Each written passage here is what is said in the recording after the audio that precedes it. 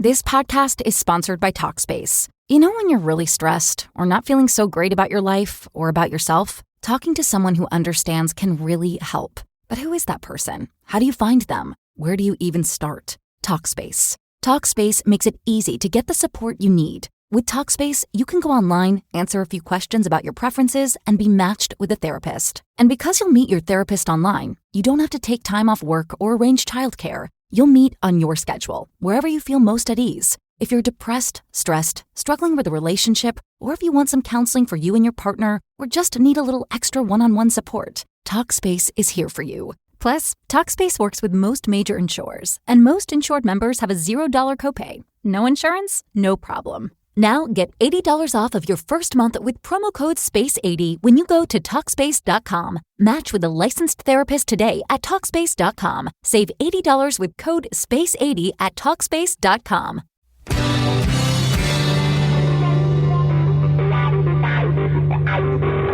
You're in a good place now. You are listening to Perspectives with Ashley Burgess. Welcome back live to Live Your True Life Celebrity Perspectives, and I'm your host, Ashley Burgess. You know, you often hear me talking about living your true life and how to live your true life and how to be authentic and how to be real and how to really convey that in this world at this time. And I find often that some of us are looking for answers and others of us would like to know how other people are making their authentic life a reality.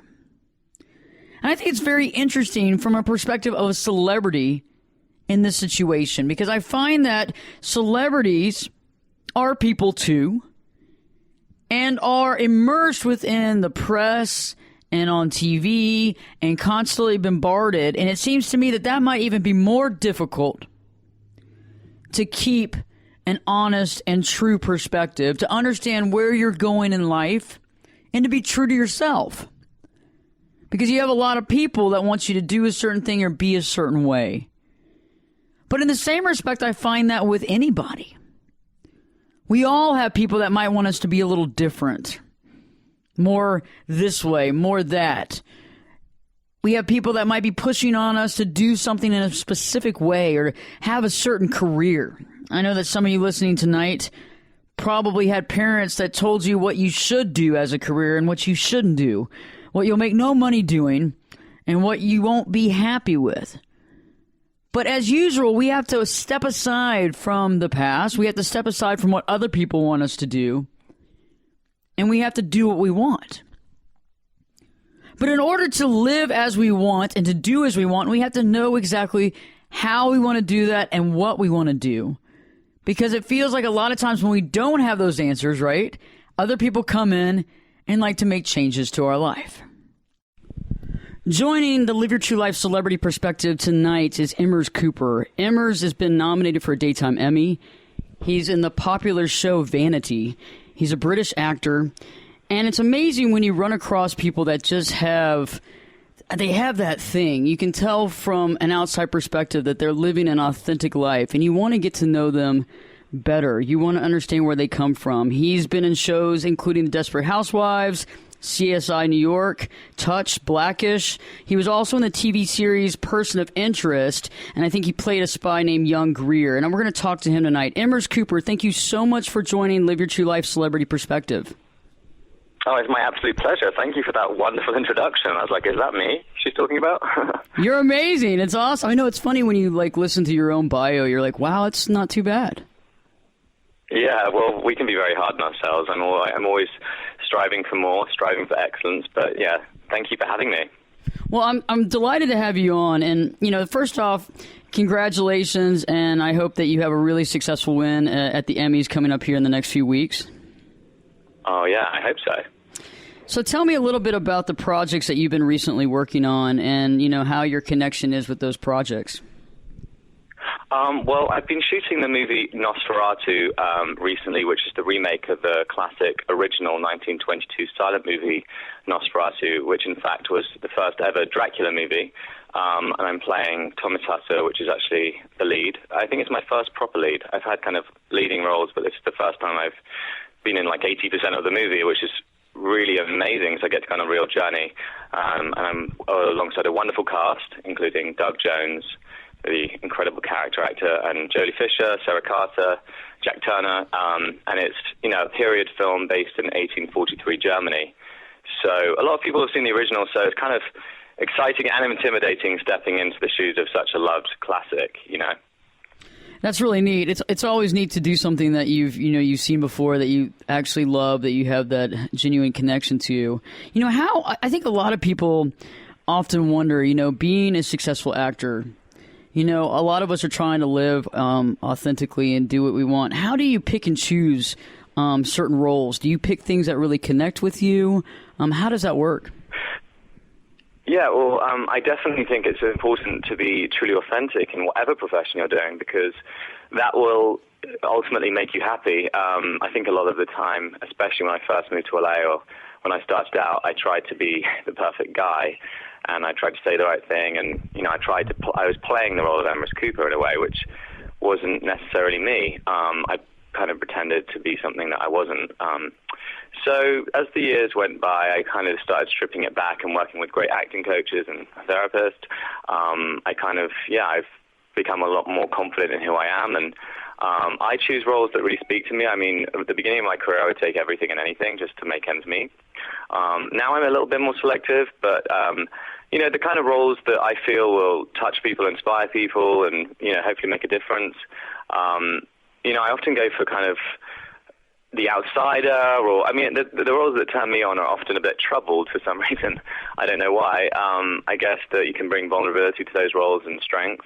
I kind of like complex roles. The more I can kind of get into the character's mind, the more it kind of inspires me to do a great performance. That's neat. So, inspiration is an amazing thing, and it's interesting when we do go through that process of learning who we are. And I think that was really poignant what you said, because I think a lot of people go through life and aren't sure exactly who they are. And they just want to fit in because, back when we were in school, I don't know if you remember these days. You're younger than I am, so you probably remember them a little more clearly. But back in school, I remember everything, and the only thing I wanted to do was just to fit in. And by trying to fit definitely. in, it was just such a big deal. And my voice is something that, I've had it my whole life, and it wasn't that high cheerleader voice that I wanted. And I just wanted to change my voice so bad, so I could fit in. And I think that when we become adults, like you were saying, it's like you have to sometimes shed those needs of identity and kind of move on and find who you are. Well, that's really interesting. And by the way, I like your voice. I think it's a wonderful, resonant, and captivating voice, which keeps me interested. So that's a good thing. Thank you. At least you haven't got that high-pitched Valley Girl voice, because sometimes, it's hard to take those people seriously, even if they're smart. I can definitely relate to your story. And in fact, I had a real, tough time at school because I was the kid that did ballet and acting, and I stood out like a sore thumb. I was in a very small town, kind of like Billy Elliot without the mining, and despite being picked on for what I did, I kind of knew ultimately it would get me out of that place and give me a career in entertainment. So I kind of dared to be different, but at the same time I tried my best to fit in, but it didn't really work. This podcast is sponsored by Talkspace. When you're really stressed or not feeling so great about your life or about yourself, talking to someone who understands can really help. But who is that person? How do you find them? Where do you even start? Talkspace. Talkspace makes it easy to get the support you need. With Talkspace, you can go online, answer a few questions about your preferences, and be matched with a therapist. And because you'll meet your therapist online, you don't have to take time off work or arrange childcare. You'll meet on your schedule, wherever you feel most at ease. If you're depressed, stressed, struggling with a relationship, or if you want some counseling for you and your partner, or just need a little extra one-on-one support, Talkspace is here for you. Plus, Talkspace works with most major insurers, and most insured members have a $0 copay. No insurance? No problem. Now get $80 off of your first month with promo code SPACE80 when you go to Talkspace.com. Match with a licensed therapist today at Talkspace.com. Save $80 with code SPACE80 at Talkspace.com. So I got in quite a lot of trouble at school I was also dyslexic and ADD, so I kind of found it very hard to concentrate. And in fact, I was at my parents' school, which is a Rudolf Steiner school. So not only was I dealing with not fitting in school, I was also having to deal with the most embarrassing parents, because my parents were very different. Let's just say they're kind of hippies, and my father's very wacky, and my mother's a former dancer, and my father was often performing in amateur dramatics, dressing up as a woman sometimes, and all this stuff. So I was kind of dealing with numerous things. But now I've learned to... I really now love my eccentric parents, and it's kind of made me who I am today. The good thing about, the lucky thing growing up for me, my parents were so supportive, and they didn't have much money or anything, but they let me believe I could do whatever I want. So I'm so grateful. But, I think as you get older, you start to realize it doesn't matter as much, and it's good to, I think so many of us are actually affected with opinions of people when they don't really know us. They just have an opinion. And I think it's letting go of those opinions and just realizing we can do whatever we want, I agree with you. It's kind of like the concept of fill in the blank. I kind of went through, I would say, a cleaning house process, and I've done it several times. I don't think you can ever really get away from it, but I call it my spring cleaning, where I kind of look at definitions and titles that I've been given and the ones that I've actually accepted and then made them mine. And I'm like, wait a second, which ones of these are legitimate and which one are these that I just accept? And I think that's where it kind of all comes together in the terms of, figuring out who we truly are and how that extrapolates and crosses over with purpose. And I think once we figure that out, you're right. It's amazing to be able to embrace your eccentric parents and to embrace who you are, because all of a sudden it's like we kind of see ourselves not under the microscope of just trying to fit in, but now all of a sudden we realize that the things that kind of make us unique are the things that will actually help us fulfill our purpose. I love that. I completely agree. I just read a book called The Four Agreements, and it's never take anything personally. I think we often do. And you're right, we make judgments and opinions of ourselves based on people's opinions. When we're all watching a different movie, life is a movie, and we're all watching our own movie. So one person's opinion is going to be different from another. And, you're right. I had opinions and based on other people's opinions, which really held me back because, I believed them and some of them were negative. So it's rewiring your brain. I like saying rearranging the furniture in your mind because... and you have to work harder to rearrange it because you've made that opinion and you've had that opinion for the longest time. So for you to change that opinion, you have to work. And sometimes those old opinions creep back, and it's like it's the negative thing. So I really think it's focusing on the positive sides of yourself. And you're right to have a spring clean every once in a while because we can go back to old habits. Those demons can come back. So I think it's very important to have self-awareness. Higher consciousness of, on a daily basis, I try and meditate or, just be aware of where I'm really at and live in the moment, because a lot of the time we're living in the past or the future when neither of them have you're evolving every day, so the past doesn't necessarily matter. Don't judge yourself from the past. You're in the moment, and you can't make assumptions of where the future leads because we haven't got there yet. So I think it's about enjoying the moment every day, even if it's a bad moment. You just have to realize it's part of the journey, the good and the bad. I agree with you, Emrhys. It's funny. I remember years ago back in the day when I used to party and go out to the nightclubs and just have a really crazy time. And and I remember one time just hanging out with my friends, and we're all about to go to another club. And one of our friends was just like totally, I got to get there now. I got to get there now. And all of a sudden I realized, and I realized for the first time that I was part of the issue, but I was surrounding myself with people that weren't happy anywhere they were. And it was always going to the next place. The next place was going to be the place. The next place was going to be where the party is. The next place is going to be where we need to be. And then you get to that place, and that place isn't good enough either. And I started seeing that within my life, and it was kind of a storyline that was kind of carrying through. And I started realizing that I wasn't appreciating things when they were happening. And it was one time when... my mom and I had spent like a few hours together, and it was really nice. But I wasn't really totally paying attention. I was on my phone, I was texting, I was doing whatever. And I remember she was about to leave. She's like, "Well, I'm leaving." I was like, "Wait, you can't leave yet? I mean, we just started hanging out." She's like, "I've been here for 5 hours." How are some of the techniques with meditation as well that you can kind of sometimes recenter yourself when you're in a situation where it's kind of like everybody's focusing on the future or focusing on the past?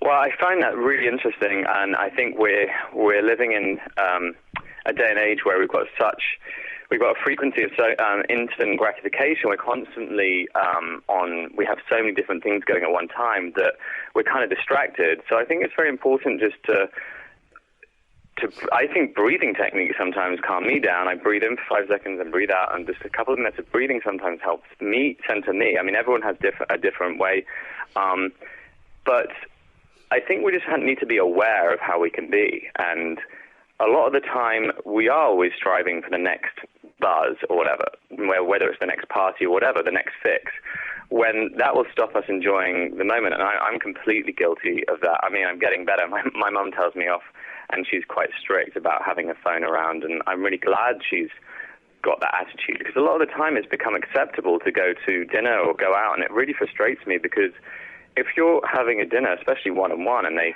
get out their phone, I'm so sorry, my phone's going, I'm turning it off, and you're having a dinner one-on-one, and then I've got the James Bond ringtone. Yeah. Oh, I love that. You got to play it. You got to play it before the show's over. You got to play the ringtone just so we can hear it. But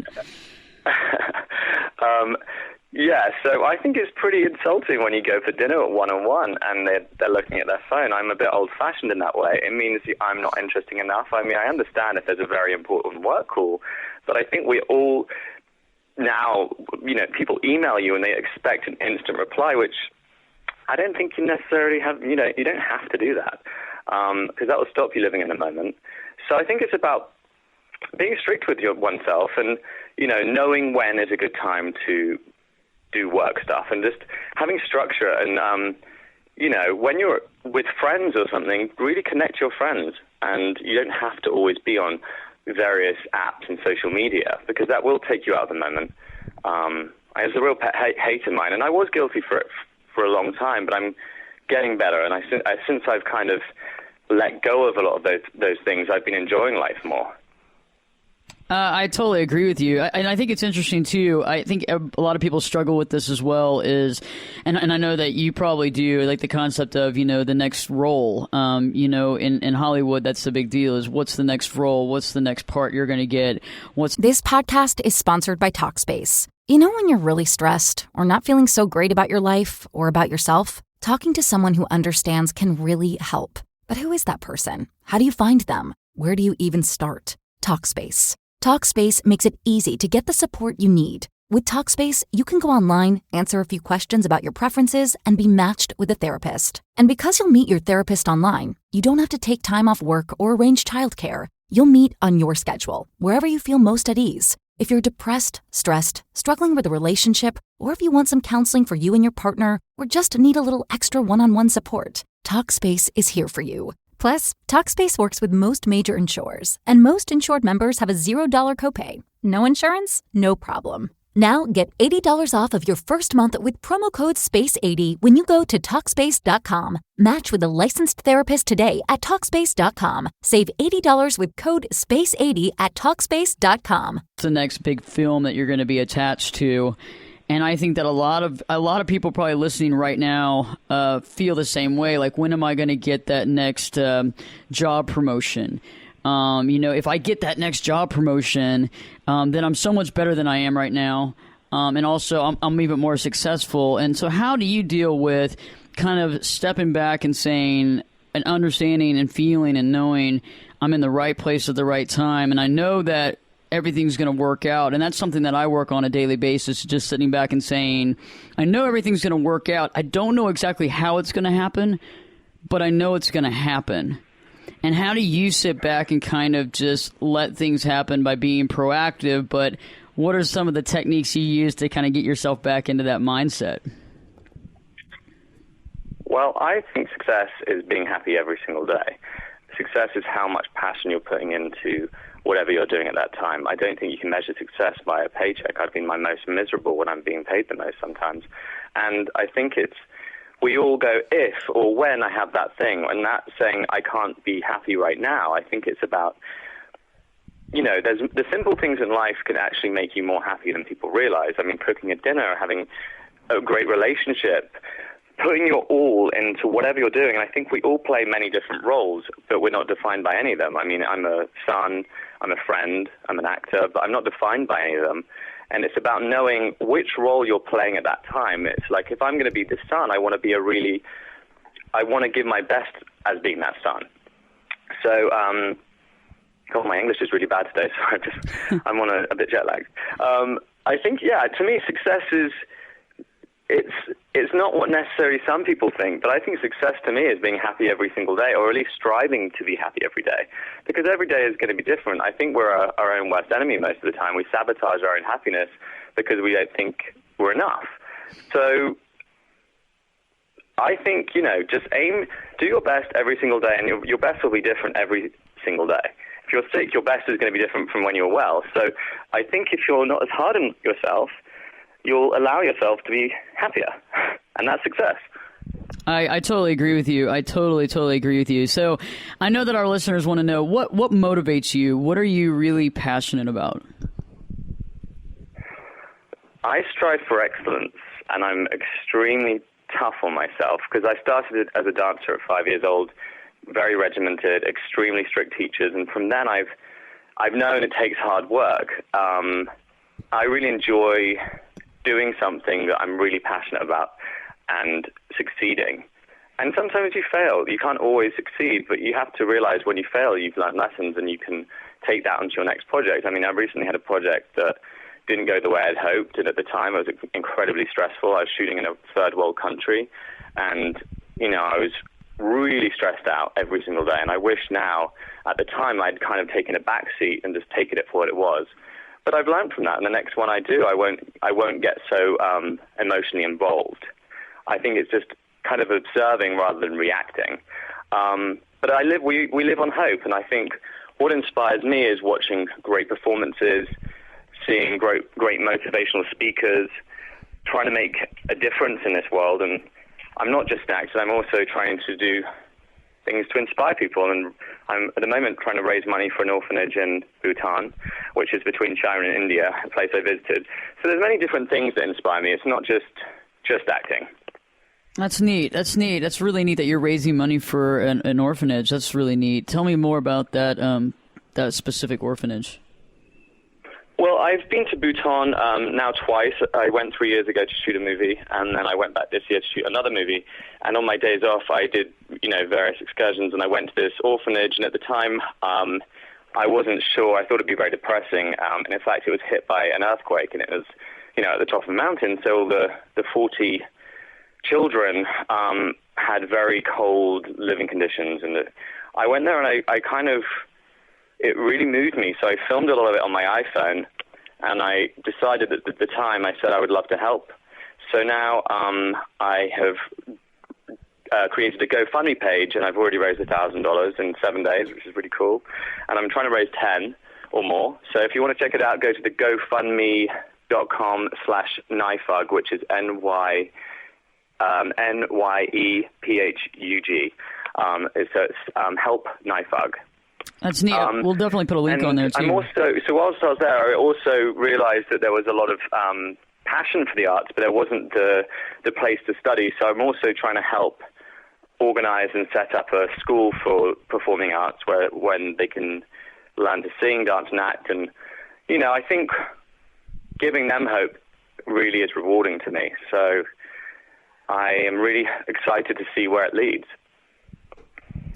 When you were a kid, so that's really amazing. When you were a kid, did you have an idea of what the future held? Did you have an idea of where you were going, your direction back then as a child?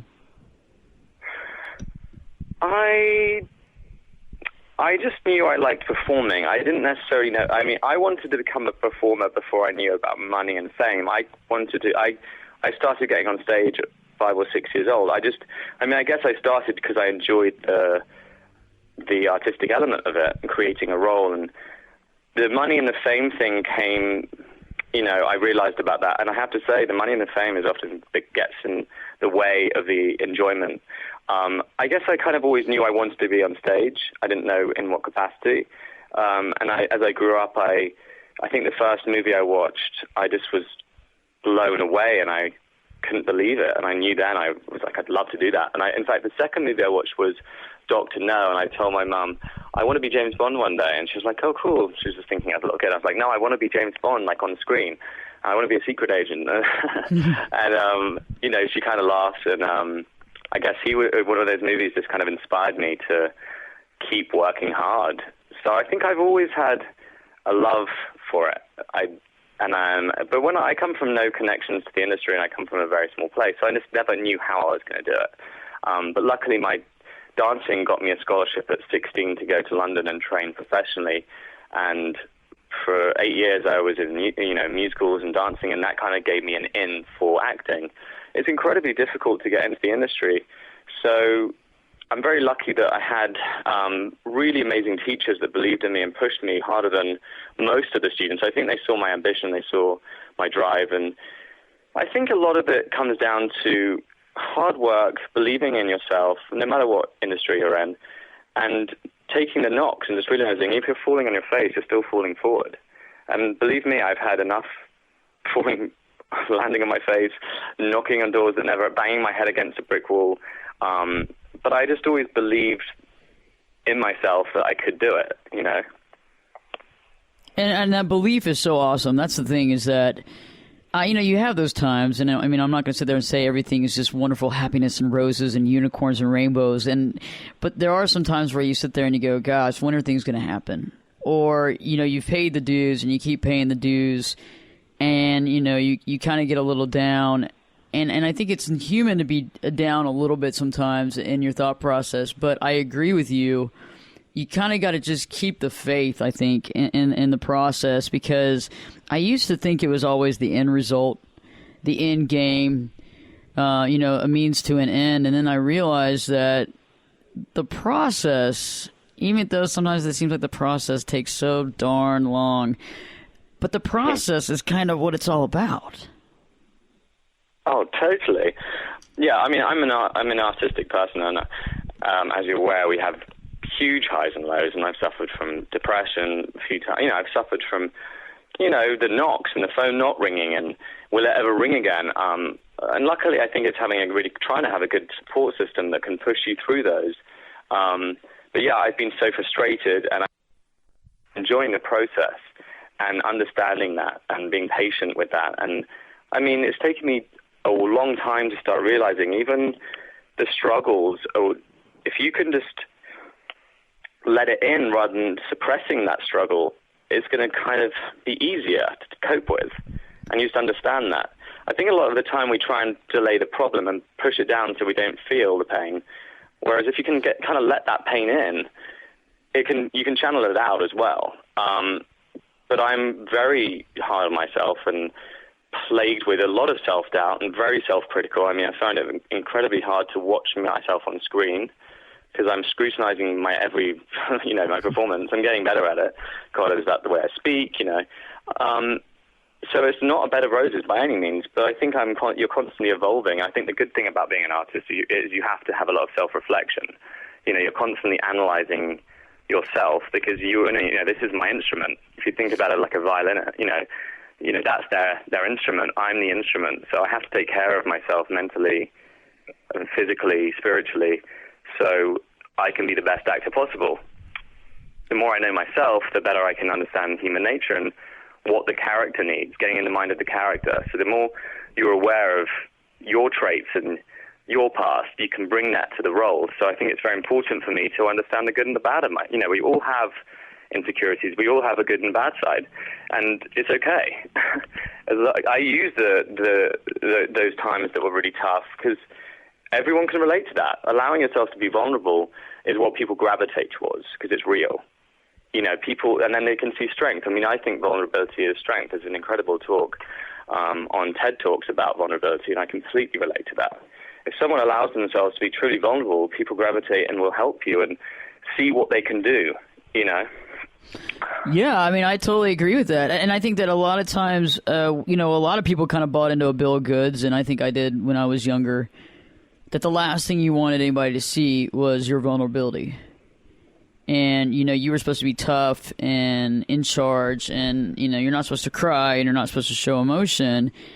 And it wasn't until I started getting past that, and I'd like to talk more about, dealing with depression as well, because I know that a lot of our listeners are maybe dealing with that or have a family member as well. But it's like when you're going through that process and then you finally realize that being vulnerable is okay, but it's not only just okay, it's like the right way to be. It's like, it's so interesting how, if you look at some of the most interesting stories in Hollywood, there's some really interesting folks that have gone, way up and way down and back way up, but had a lot of stuff that was pulling them down for a long period of time. And when they were honest with people and stepped up and said, hey, I had a problem, you know what I mean? And I'm dealing with it. It's like people can champion behind that person, and it's like their career is even better than it ever was. But I think we as a human condition have problems when we feel that as though somebody is hiding their true self or hiding their reasons for doing something. And I think that's so interesting. How do you deal, or how at one point in time did you deal with the ups and downs and still deal with some bouts of depression and being in the limelight?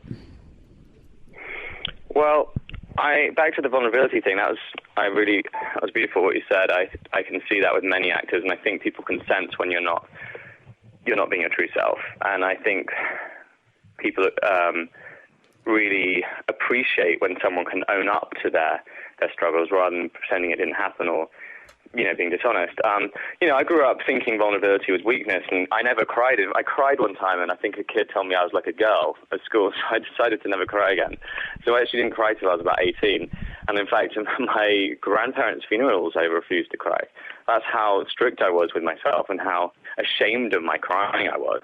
And then as I got older, I realized it was okay. And in fact, as an actor, I had a real block for a long time. I couldn't really cry. I just found it very difficult. And, it's taken work. With the last film I did, I just put myself in the shoes of the person or in the character. But I think, back to your question, sorry, I'm actually a little confused. Sorry, I've lost my train of thought. Oh no, I kind of added so much, and I kind of had a little bit of too much in that concept, too much in that thought at one time. I think it's all the coffee I've been drinking, but anyway, no, I like where you're going with the vulnerability though, and I think that's very interesting. It's like I'm trying to think of the name of the actor, and I won't harp on this, but I know that he had a bout with drugs and addiction and stuff like that, and so and it was really interesting when he actually was very honest, and we've seen the other side too, in Hollywood where people aren't extremely honest and then they hide stuff and people feel as though they've been lied to. Because I think that to a degree, and this is what I was kind of getting at, is that to a degree, you might not know everybody that watches your show, right? But most of those people that watch you on TV feel to some degree that they know you, right? And so that in itself, it's like people feel as though they know you, and there's certain things they love about you, and there's certain things. And so when you're going through that process, I find that ultimately knowing that information and knowing that you're not just, and I'm just trying to be as honest as possible in the fact that, when people have a private life, it's a lot different story. They have a few friends out there that they hang out with. They go and have drinks with folks, maybe they belong to a group or a social organization. And so, their umbrella of folks that know them is a certain finite umbrella. But for somebody that's on the screen all the time, you realize that a lot of people are, they fall in love with you, or they like you, or they don't like your character, or whatever it is. I guess what I'm asking is being that we all have our ups and downs, and I find, I'm a therapist, and I find that a lot of clients that come in don't understand that it's okay to have ups and downs. Like they feel like there's something wrong with them, and they don't understand how to keep that and how to not project that. How have you dealt with in the past, knowing all that and knowing that a lot of eyes are on you? How do you deal with those times when maybe you don't feel like you're on top of the world? Well, I think, being in the public eye is a big responsibility, and it's a blessing and a curse. It's an opportunity where you can touch a lot of people, but it's scary because you're putting yourself in a position to be judged. And some things will be said that can hurt you. But you can't take it all too seriously. I think what you said, I think maybe Robert Downey Jr. was who you were implying. And you're right. The reason people accepted him is because he owned up and he really fought to get better in sobriety. And people like Lindsay Lohan, for example, don't take responsibility for their actions. She blames the world. So I think people don't want to see someone play the victim. And listen, I've done things in my time I'm not proud of, but I've never been the victim. I've owned what I've done. My decisions got me there. So as long as you've understood the journey as to why you've got to that position, you can hopefully not do it again. So there will be good times and there'll be bad times. That's life. Everyone's going to go through good and bad. You can't get away from the bad times. So I think once you understand, you can't get away from those bad times. It's like a cycle. It's a circle. You're going to go up and down, round and round. But as long as you have awareness the whole time and you can constantly accept those and see them as blessings rather than a curse, I think it will make the lower times in your life easier to deal with. Once you accept that they're going to be there, you're not going to fight them. I agree with you, and I do feel like we all have these cycles, and I always, when I talk to some clients, I say, hey, recognize the fact that this is something that's kind of occurred before, and how we want to deal with this, I believe, is like a lesson, and I think often we find troubling issues that come into our life, and we see it as, oh gosh, here we go, more stress, more pain. But I find that if we can kind of basically sit back and, like you said earlier, it's, our life is like our own film. Sit back and watch the film, even rewind and watch the play-by-play. We can, a lot of times when we kind of separate our emotion to a certain degree, can realize when something is a learning experience. Definitely. And I like that we said watching the film, and sometimes you want to rewind so you can remember, okay, I won't do that again. And that part of the film wasn't actually as bad as I thought. That part was pretty exciting. And at the time, it can seem like the worst thing ever. The world's crashing down around you. But you'll get by. And then you'll realize, why didn't I just take it for what it was at that time? And rather than reacting, it's just, as I said before, observing. And I think if you can observe, you won't necessarily be as hurt by things or people. Because a lot of the time, and I'm completely guilty of this sometimes, I'll get very pissed off at an email and I want to immediately respond to that. But often I now, take 24 hours and you find your perspective will quickly change and your attitude will change. So I'm learning to not react. That's awesome. That's awesome. That's a big thing to do. I mean, because, it's human a lot of times to react. But I love that, take 24 hours. And that's for all listeners out there. I mean, I think that's a good idea. I also feel a little off topic, when it gets a certain time at night, it's good to put the phone up and not respond on social media. Because a lot of times, you're right, we make knee-jerk reactions sometimes, especially when we feel like we're not being understood.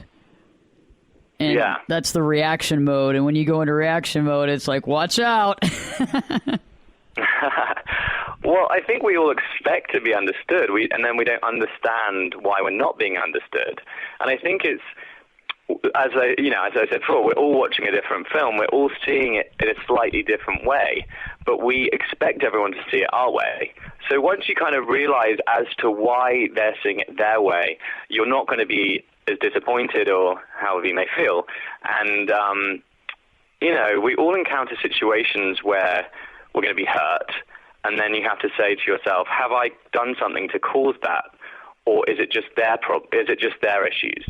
And if it's something you've done that has caused that, you can put it right, or you can try and put it right, or you'll know you've done something and you'll hopefully not do it again.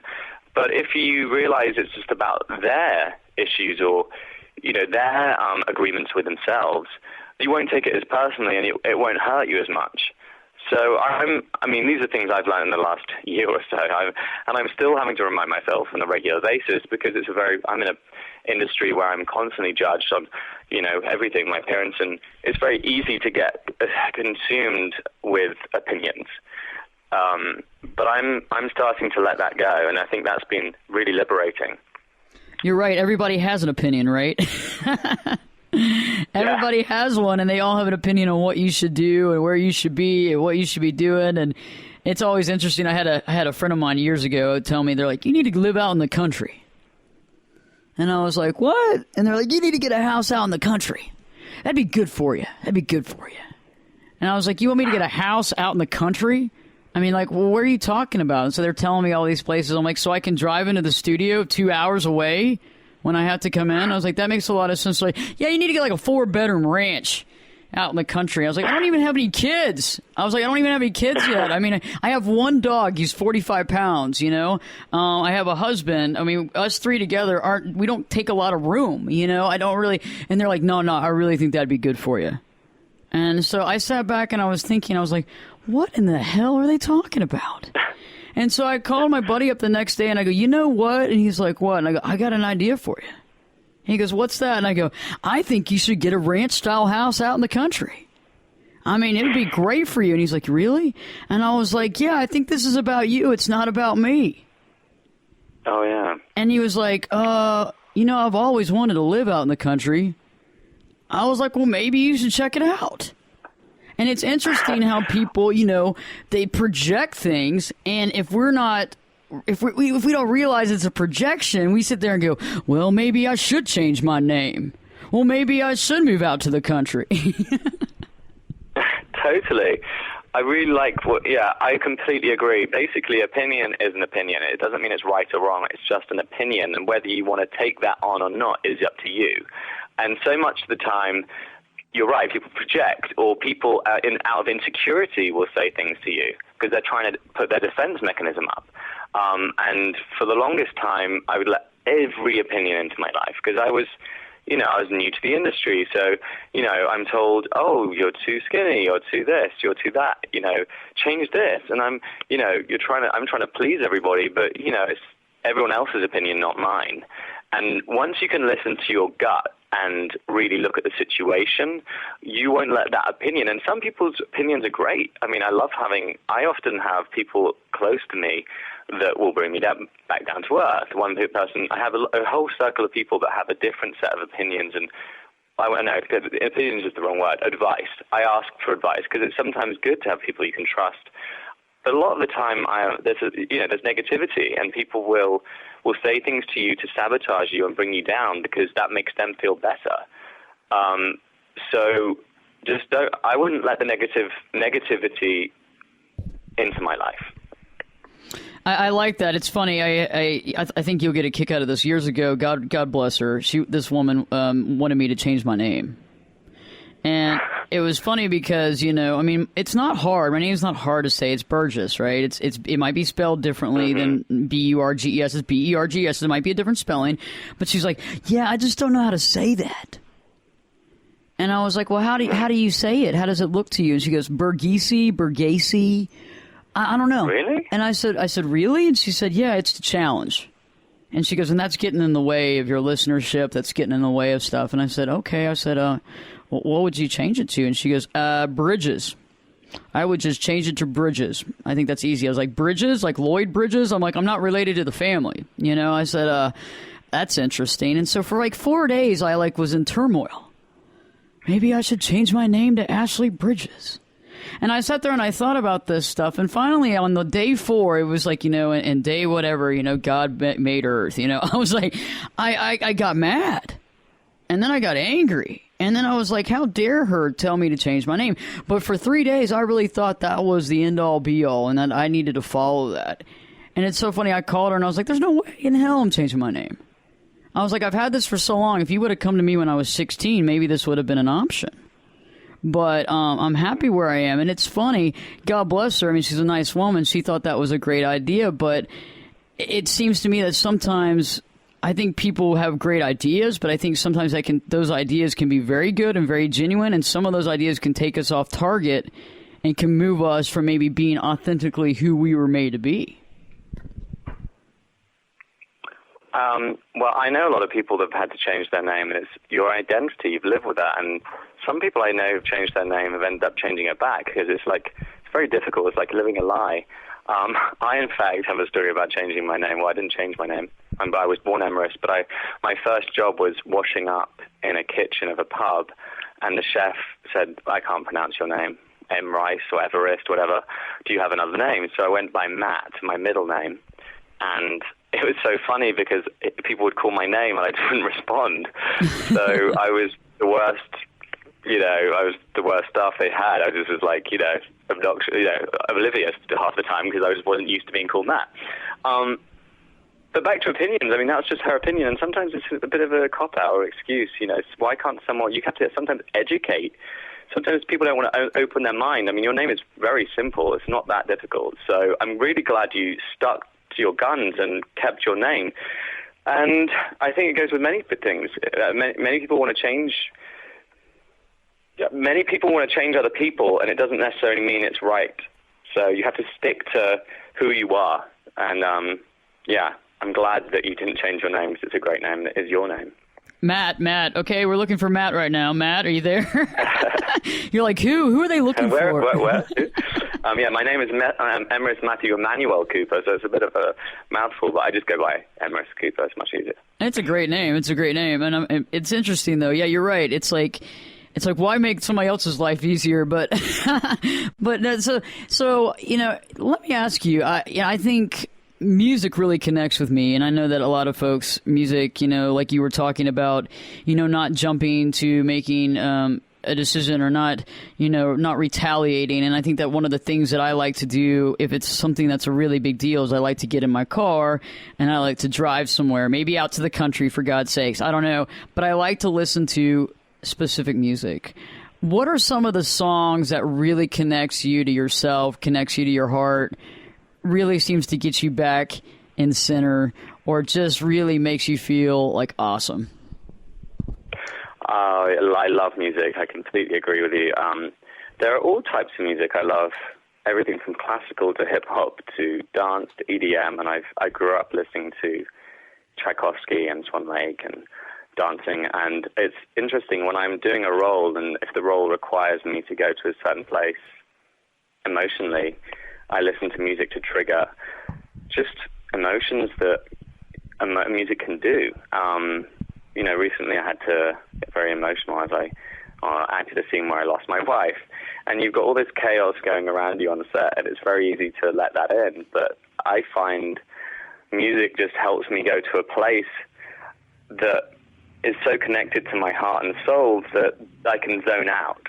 And I think it's really important to learn to enjoy music. A lot of people do, but sometimes we just aren't switched on. I mean, I love listening to music at the gym. It just pumps my mood up. I love dancing and getting in my body. I love walking. I think sometimes we can get low, and just sometimes putting your headphones on and walking around, going to the park, music can lift your spirits. I grew up listening to Michael Jackson and copying every single dance move, and I listen to that music now and it brings me back. I think music can be so good to memories. I mean, isn't it fun sometimes when you listen to music that you grew up to? And I'm always listening for new music. I love going to festivals. Unfortunately, I'm not going to be at Coachella this weekend because I've got to go to New York for a screening of my new series. Otherwise, I'd be at Coachella jumping around to AC/DC and then Calvin Harris. I mean, I love a bit of everything. That's awesome. That's awesome. So what's going on in New York coming up? Is it you said a screening of your recent show? Yeah, so I'm going to Tribeca Film Festival, which is a really great film festival in New York City, and they're premiering some episodes of my new series called Relationship Status, which is a really fun show about dating and social media and dating apps and all that wonderful stuff. It's really interesting, and I was reading it going, wow, it's really true, all this stuff, and how insecure it can make you. And it's scary at times when you think how people know so much information about you before you even had a conversation. It's like, well, you know everything about me. And I think that takes half the fun out of it. I mean, don't you think it's sometimes cool to hear it from that, point of view? So I'm going to New York to promote the show, and it's going to be really cool. The show is going to be available, I think, at the end of this month or early May. And it's going to be available through Verizon G90, which I had no idea what that was because I'm not very cool. I'm still a little bit of a caveman. I'm starting to get with the apps. But yeah, you can watch it, and You can put it on your TV. So you download G90, and they're creating original content now, kind of like Amazon and Netflix. It's got a really good cast. Emma Bell from Walking Dead, Milo Ventimiglia from Heroes. It's got a really cool young cast, and it was really fun to work on. We shot it in December. So to be part of this whole new digital wave of digital age now, I've worked on primetime network shows, which is amazing, but the next generation is watching TV and shows in a very different way. So accessing a new audience is really cool. And the fans of Vanity, my last year's show, were so passionate about the show, and just interacting with them was really fun. So I'm very lucky to be part of these two shows. That's really neat. And relationship status, I was just talking about that with some folks the other day about how it's just complicated. You got people that always put complicated up there. I have clients that come in here and they're into my office, not in the studio, obviously, but come into the office and they talk about, being on Tinder. And they tell me about how often, they text back and forth, and they know all this stuff, and they haven't even been on the phone yet. And I said, I do feel, I don't know, there's something about meeting somebody, walking down the street, or meeting them at a pub, or even at a grocery store, wherever, at the gym. There's something about that is a little more organic than somebody already knowing everything about you before you even had a phone call.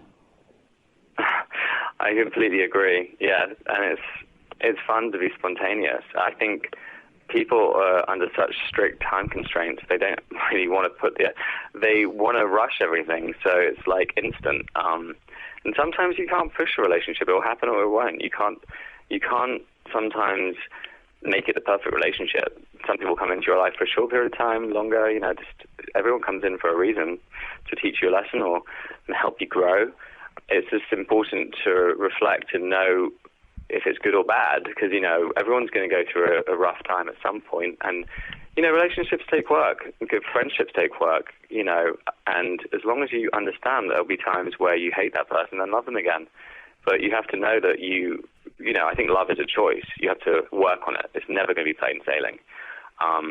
But no, I'm completely with you. It's fun just to have an organic meeting rather than, listen, I've never really tried it, to be honest with you, because it's just I'm already over my phone. It's too time consuming for me and kind of boring. But I think everyone's different. I know a lot of friends that have met people online and through dating apps, and that's great. No judgment. I think it's awesome. But I think if there's a million options, it's hard to suddenly know the right one. It's true. It's just there's so many options out there, and it's always very interesting. I'm just glad that I was able to meet somebody organically, and I know that it's kind of just it's kind of a different timeline right now, and a different era about our universe, our world right now. But I do think the more we kind of make it easier, and the more we kind of break it down, it just seems that, I don't know, it just seems that when we kind of see it that way, it seems to work. I was going to ask you, do you consider yourself an introvert, or do you consider yourself an extrovert? I can go back and forth. I'm a bit of a loner, to be honest with you, but then I can be extremely social. I really enjoy being with my animals. I have 3 cats and a parrot, and I love animals. I've grown up with them, and I just love being with them. It really calms me down, and they're very perceptive and my moods. And it's so funny, my parrot knows if I'm down, and she coos, and people don't quite get it. They're like, oh, only a dog can give you love. I'm like, no, my parrot knows, and she kind of coos in my ear, and she's so sympathetic to my moods, and she's so sweet. But then again, I think with what I do, I exert myself so much, and I'm always around. If you're on set for 15 hours, 14 hours with 40 people, I'm a bit of a clown at times. I want to entertain people. I want to be fun. I want to have fun. That's kind of who I can be. I'm a little bit of a child, but then I'm kind of like burnt out by the end of the day, and I just want to kind of be on my own, or so it just depends on what kind of job you're on. Sometimes I could be on my own for a whole week, and I'm like, oh, I don't need to see people. But I'm very comfortable being on my own. So if I can answer your question, I'm both, I guess. It depends on the situation. I totally understand. I work solo a lot, and so I get it. And then when I get around groups, I do like to ham it up a bit. Tell me, what's the name of your parrot? She's called Coco. She's an African grey parrot, and she's 23. I got her when she was 18, and she's kind of crazy. I got her, actually. I rescued her, and she had hardly any feathers left, and she had been never taken out of her cage, and these dogs had barked at her, so she kind of had massive stress, anxiety, and OCD, and she just plucked herself, the poor little thing. And the first 2 or 3 months, I couldn't hold her because she would just bite me, and now she's the most loving parrot. And I think they respond to love. And I had a cat that was feral, and then it just hid under the sofa for the first couple of months, and then gradually, I just let it come out and have its food, and now it's just so loving. I think they respond to the love you get. You accept the love you think you deserve, right? But animals definitely are so, they respond. I love animals. I do too. I'm sure I didn't answer your question. I'm so sorry. No, you totally did. I have a dog named Buddy, and he's adorable, and we really, really connect. And it's one of those things. I've always loved animals my whole life, and I actually kind of felt sorry. I remember when I was a kid, and I had a dog named Snuggles, and Snuggles was a Pomeranian, and I named the dog, obviously. I named Snuggles, and I remember I wanted to take Snuggles everywhere, and, like, my cousins and them were like, no, my aunt and them was like, well, we don't have dogs, we don't have animals, you're going to have to board your dog, and I got very angry, but then I started kind of feeling sad for them, because I feel that when kids and people are not raised or don't live around animals, it's like there's a level of love that they don't get to have. I totally, I have a lot of friends that don't understand why I like animals and cats. For example, a lot of my friends hate cats, and it's because they might have had one bad experience of a hissing cat. But I grew up, like you, with animals, so I loved having something to care for. I think it's really good to have something to care for. It's important. It gives you a responsibility. It's nice to have that responsibility to care for something else. And I think it grounds me, and it's good to come home to something. It makes me come home. Sometimes, you could be out running around and not have to, and then you can be exhausted. But it's nice to come home and have that thing to care for. And an animal's love is unconditional. So I think that's wonderful. So let me ask you, I love that. Let me ask you, if someone was to ask you this, if someone wants to know this, how do you feel like you're living your true life right now? I think you have to gamble on yourself. You can't live your life for anyone else but you. And sometimes you want to make decisions that will hurt people. But in the long run, if you're true to yourself and you make decisions for yourself, it will be better for everyone around you. If you're in a bad relationship and you're scared to leave, you're hurting yourself and the other person. So you sometimes have to gamble and take a chance. I think it's scary. Change is hard, but with change comes growth, and you'll be happier. I think a lot of us, include, there'll be times in our lives where we're stuck in a situation or a job that we're too scared. We don't believe that we can have anything better, but we can. We can do. The mind is such a strong. We're capable of whatever we want to do as long as we put our mind to it and believe in it 150%. So I think hopefully that answers your question. It absolutely does. I think that's amazing. And I agree with you on the relationship thing. I mean, a lot of times people stick in there because they don't want to hurt somebody, but in the end, it's just hurting both people. Yeah. So last but not least, would you tell our listeners what you're working on and what they're going to see you in next, and where to find you? Well, here's a little self-promotion. Okay, so you can check me out, I guess, in a month from now. So look out for, and there'll be some advertisement coming out soon and some press. So just look out for the show. I'm about to go and film. Well, I'm filming Nosferatu right now, the horror movie, and then after that I'm going to be shooting a Frank Sinatra biopic playing Montgomery Clift, which is going to be really exciting because he's such an inspirational actor and just so talented, and I can't wait to step into his shoes. I'm doing a lot of research right now. That's really fun. And I have a couple of other films coming out this year. A movie called Till We Meet Again, which is a movie I shot in Thailand a couple of years ago about backpackers. It's a really fun movie. I think that's coming out this summer.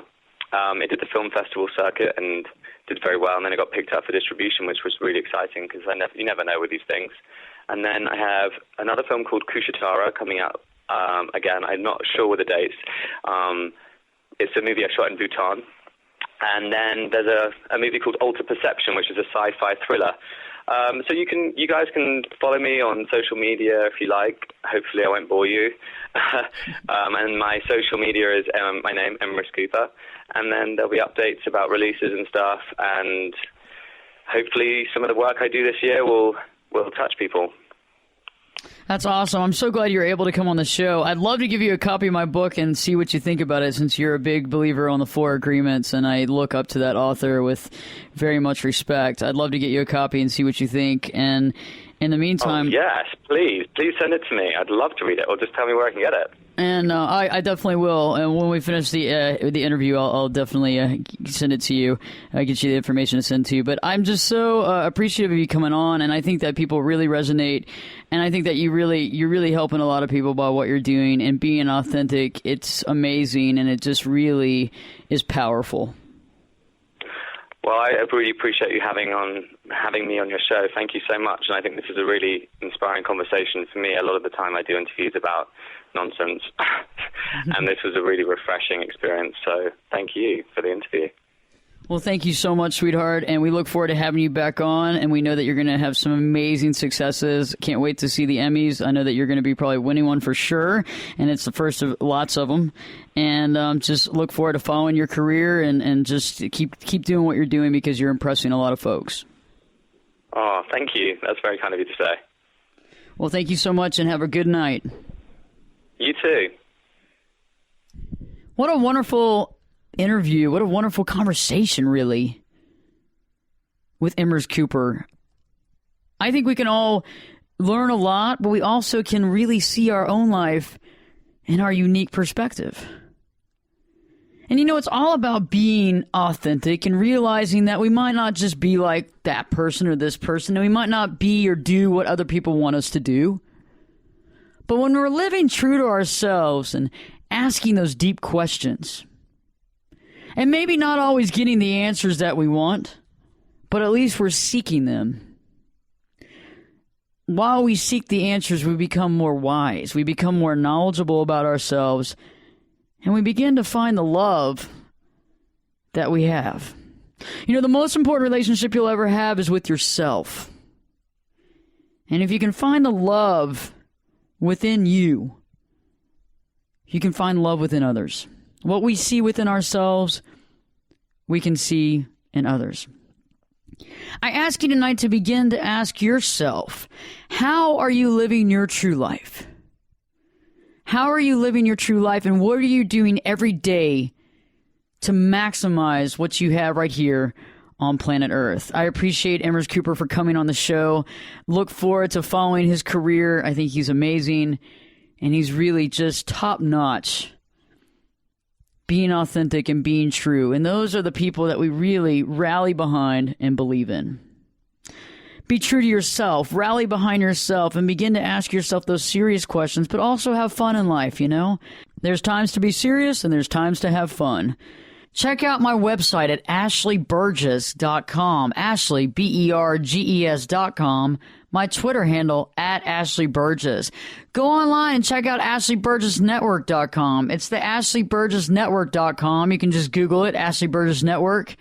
Check out all my shows, listen to them, be able to hear them in the car. You can buy them. You can listen to them on a USB. You have to never be lonely and never be bored again on a road trip ever, ever, ever, ever again. And it's your life. And I want to hear, please Twitter me and tell me how you're living your true life. Hashtag LYTL. Hashtag LYTL. Stay tuned. Check out new shows on Spreaker, on the website, and on the network. Perspectives with your host, me, Ashley Burgess, will be back this time. You know it. Yeah, in 3 shakes.